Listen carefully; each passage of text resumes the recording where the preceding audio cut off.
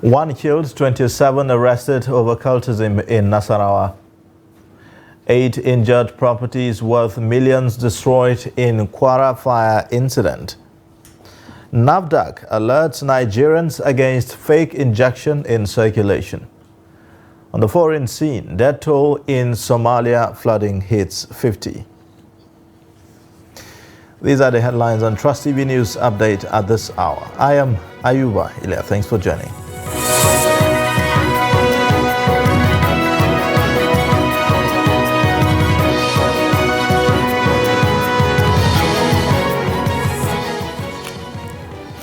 The Nigeria Security and Civil Defense Corps Nasarawa State Command has confirmed the arrest of 27 individuals over their alleged involvement in cult-related activities in Lafia, the state capital. Commandant Bappa Abbas Muhammad shared this information while parading the suspected cult members. He also revealed that the arrests were made in response to an escalation in cult-related incidents, resulting in one fatality and another person sustaining injuries from a machete attack.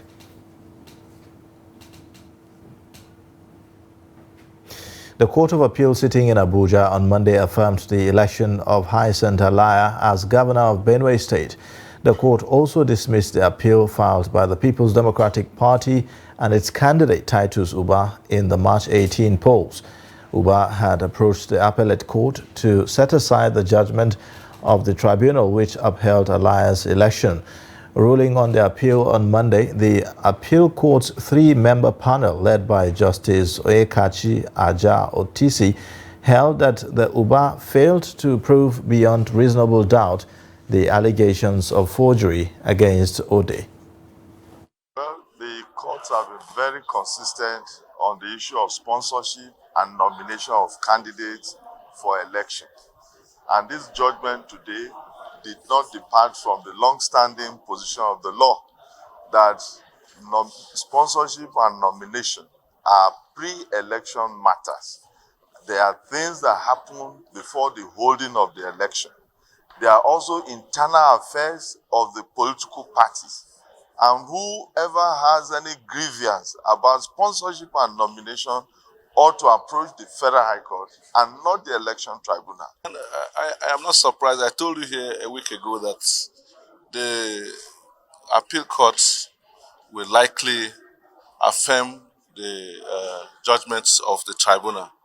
I was confident about that because the principles of law on the issue of res judicata is already settled. Nothing can change about this. Some residents and aggrieved political parties in Taraba State have called for an outright cancellation of the just concluded council polls in the state. This, according to them, is due to what they called obvious irregularities in the conduct of the election. The report. According to some voters, the recently conducted chairmanship and councillorship election in Taraba State did not satisfy the basic requirements of law and as such needs to be cancelled. Dalatu Nuhu, a resident of Majidadi Ward in Jalingo, described the outcome as unacceptable since, according to him, electoral materials arrived at some polling units in the metropolis very late, when most of the voters were tired and left the polling unit. Abdulrazak Mohammed Dandauda, a councillorship candidate in Sintali Ward in Jalingo and a resident, Audi Mohammed, said there was no election in most of the polling units in the area, adding that the few polling units that got election material very late commenced voting with only members and agents of the People's Democratic Party. They also alleged that most of the ballot papers provided were already thumb-printed before the commencement of the election. Some polling units have no election materials, and at the returning centers, we have 10 collection centers in Jalingo, returning centers, and no single returning officer present at any of these 10 wards. So firstly, they did not give us the properties complete. They have hid some results. You understand? So we have waste time. People come since in the morning to vote for us because people has come out to vote. You understand? They did not bring the properties of the election. To sai daga baya don lokacin da na je din ba jama'a. I voted at Suntai B ward. To be frank, I was surprised when I had the result announced in my unit because the number of ballot papers I saw in the box is too small compared to the number of votes announced. The result announced is in thousands, but what I saw in the box before leaving the polling unit is way too small, although I don't know what transpired after my departure. The chairman of Progressive Congress, Ibrahim Tukur El Sudi, said his party is completely dissatisfied with the outcome, as according to him, there was no election in all 16 local governments in the state.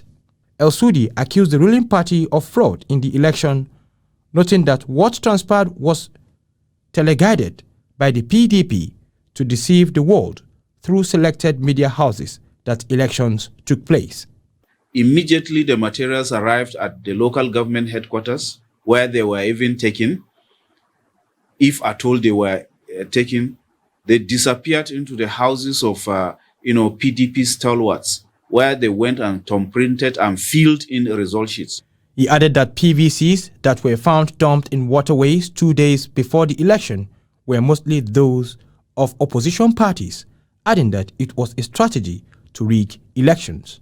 We are calling on the National Assembly and even Nigerians to rise up and make sure that a referendum is taken so that the local government will have their autonomy. So long as you leave it in the hands of the National Assembly, the State House of Assembly will never get to third of the vote to amend the Constitution. Residents are calling on the state governor to ensure that the right thing is done in order to enthrone the right leadership at the lowest level of government in the state for the betterment of the common man.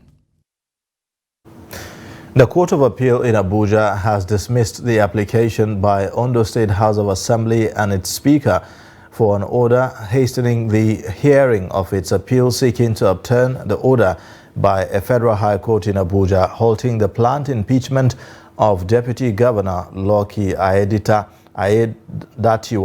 Now, in a ruling on Monday, a three-member panel of the appellate court held that the House of Assembly's application for an order to abridge the time for the hearing of its appeal was without merit.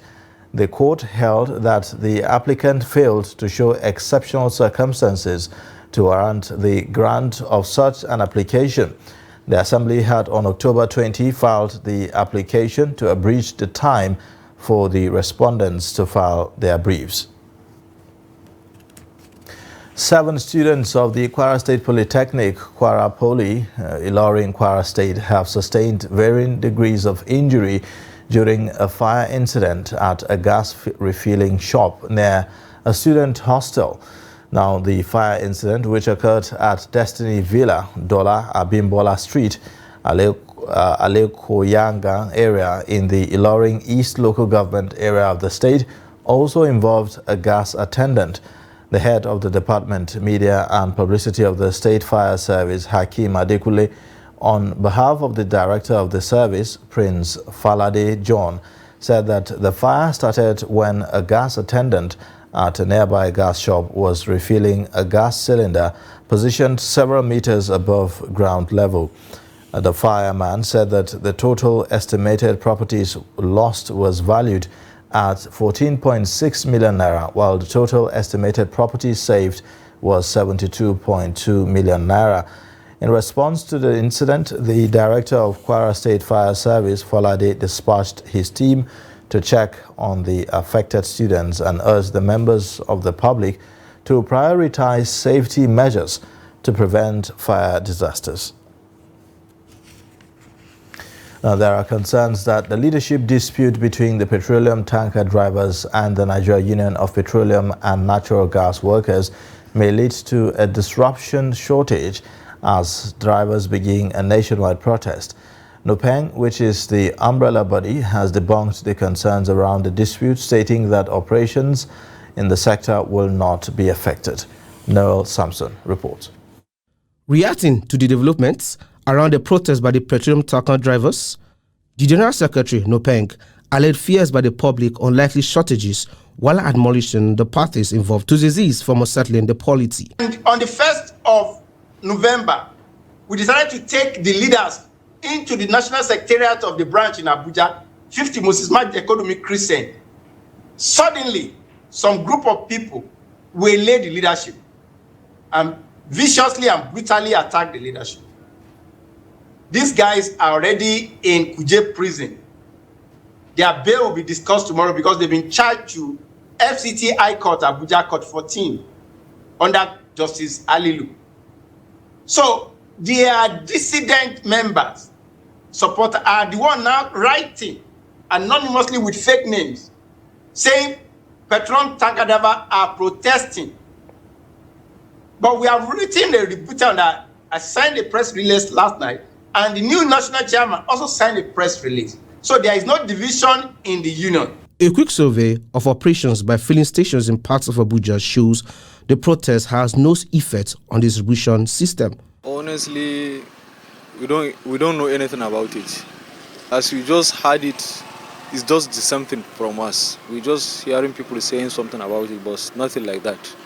So we are receiving our product as usual, both PMS and LPG. The depot, nothing is going on. Loading as usual, everything is going normal. That's the only thing we know. As you can see by yourself, we even have some standby trucks here. So the trucks, the movements, everything is normal as usual, honestly. Efforts to get a response from the leadership of petroleum tanker drivers were unsuccessful as they continue to press home their demand for the resignation of the leadership of Nupeng over what they describe as interference in the activities of the drivers. Noel Sampson, Trust TV News, Abuja. In the south part of the country now, the strike by the Parliamentary Staff Association of Nigeria has affected the budget presentation in Delta State. Jonathan Awaya reports that workers blocked all access to the assembly complex and crippled parliamentary activities. The report. The person strike, which has entered its third week, has continued to cripple legislative activities in Delta State. The Delta State House of Assembly, since the commencement of the strike, has remained a dead zone, with the gates permanently locked, with the protesters preventing any form of movement into the premises for legislative workers and even the legislators and their aides. The workers vow to continue until the Assembly's financial autonomy is granted. What we are fighting for is not something out of the ordinary. It's our right that we are fighting for. It's a constitutional matter. We expect them to respect the constitution, and I think they will be better off. If they do it, nothing will happen to them. The three arms of government will work better. That is, but I will need to tell you that Delta State domesticated that law, but as far as we are concerned, it's not being operated as expected because some of the organs has not been established, and we know that our governor will know, it's something that we produce from the house, so we know that he will do the needful. Affecting all state houses of assembly. What our plea is that the law that has been passed should be implemented. Implementation is the problem. We're talking about our autonomy and our salary structure that is unique to the legislative arm. For the state government, the strike is telling on them, as it did not only paralyze legislation, but is also delaying the budget presentation. Delta State Commissioner for Economic Planning, Aborokiamo Ekedaye, says the budget proposal is ready for presentation. The impact of the person strike is being felt across the country, as houses of assemblies gates have remained under lock and key. Jonathan Awaye, Trust TV News, Asaba. You're watching the news update on Trust TV. Coming up shortly, we'll look at ways to combat reduction in misuse and overuse of antibiotics in humans. Details and more after the break. We started manufacturing leather since 1958. But the most important thing is that if the system is checked correctly, we won't have where we are now.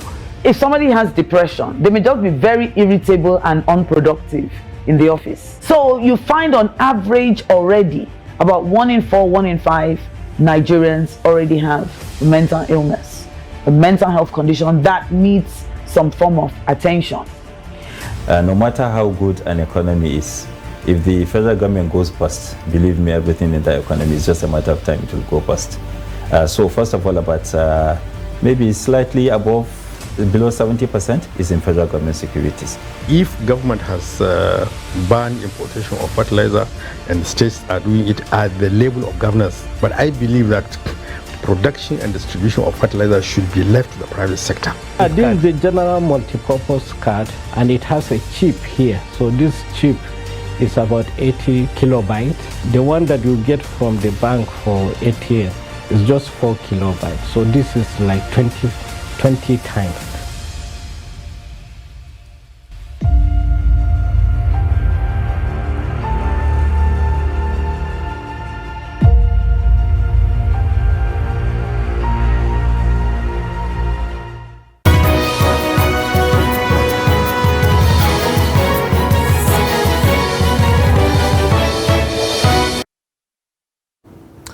Welcome back, and thanks for staying with us. Here is a look at the main stories again. 1 killed, 27 arrested over cultism in Nasarawa. Plus, 8 injured, properties worth millions destroyed in Kwara fire incident. In other news now, the National Agency for Food and Drug Administration and Control has alerted Nigerians, particularly healthcare providers, to 1 batch of counterfeit Meronem 1G injection being purchased in Nigeria.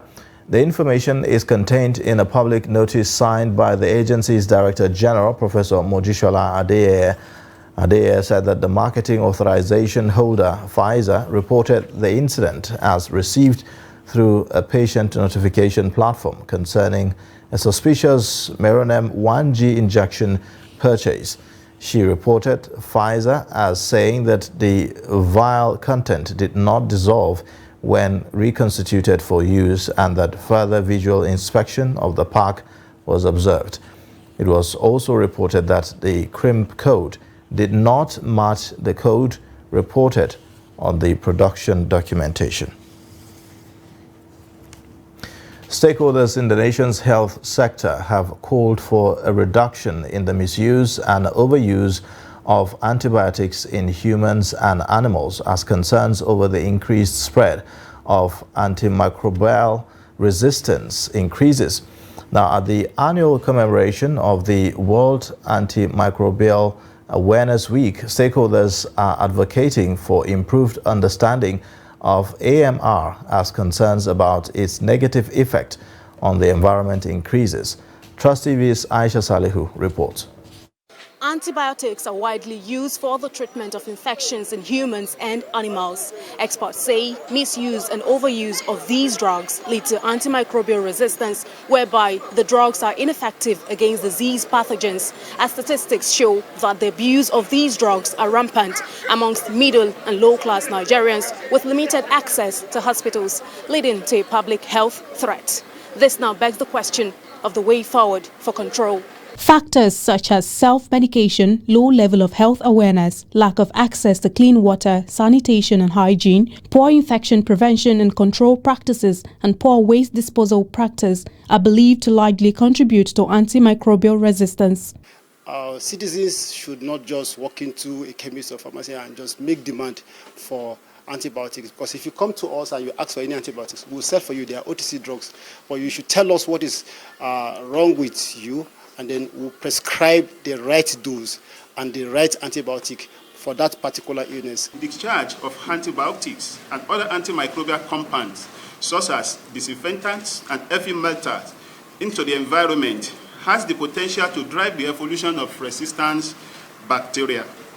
These compounds are present in water, soil, pharmaceutical industrial effluent, and hospital waste. On the One Health multi-sectoral approach, the Nigeria Center for Disease Control and Prevention, in collaboration with ministries, departments and agencies across agriculture, environment, water resources, health and other partners, are concerned about the rise and spread of AMR. Almost 64,500 deaths, they are attributable, and 263,400 deaths which are associated with AMR.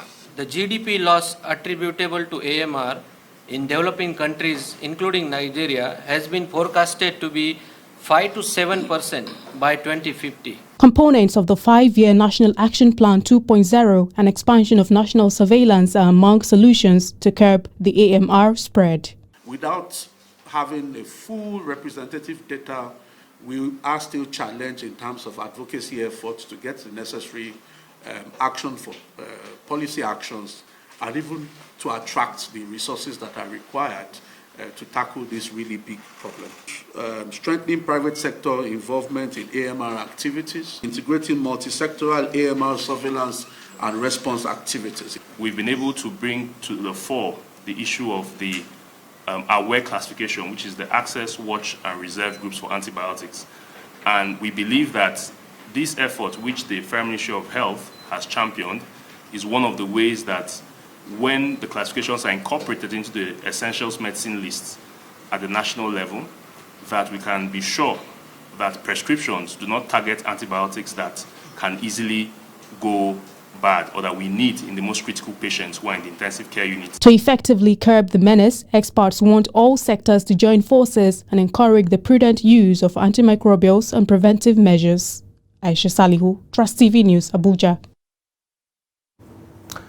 Now, away from Nigeria, flash flooding in Somalia has killed 50 people and driven nearly 700,000 from their homes. A government official said that the heavy rains starting Tuesday expected to worsen the country's plight. The Horn of Africa region is experiencing torrential rainfall and floods linked to the El Nino weather phenomenon, claiming dozens of lives and causing large-scale displacement. Somali Disaster Management Agency Director Mahmoud Moualim Abdullahi said that at a press briefing on Monday that the rains that will continue between 21st and 24th of November may cause more flooding, which could cause death and destruction. At least 21 people, including 3 children, died after heavy rainfall inundated the Dominican Republic over the weekend, authorities said on Sunday. Torrential storms over the past 48 hours have caused flooding, damaged infrastructure and brought down houses in the Caribbean nation, described by the president, Luis Abinader, as the largest rainfall event ever in the country's history. The rains from a tropical depression are expected to continue across portions of the country for the next 24 hours. And in sports news, Benjamin Mendy is taking former club Manchester City to an employment tribunal over millions of pounds he claims he is owed in unauthorized wage deductions. It is alleged City stopped paying Mendy in September 2021 after he was initially charged and held in custody. In a statement, it was confirmed leading UK sports lawyer Nick D. Marco is handling Mendy's case, which amounts to a multi-million-pound claim, and it is expected the case will be heard in 2024. Mendy joined League One club Lorient at the start of this season, and he has so far made 3 substitute appearances for the French side. And that wraps up the news updates at this hour. You can watch more via all our social media platforms and also on our YouTube live stream. I am Ayuba Ila. Thanks for watching.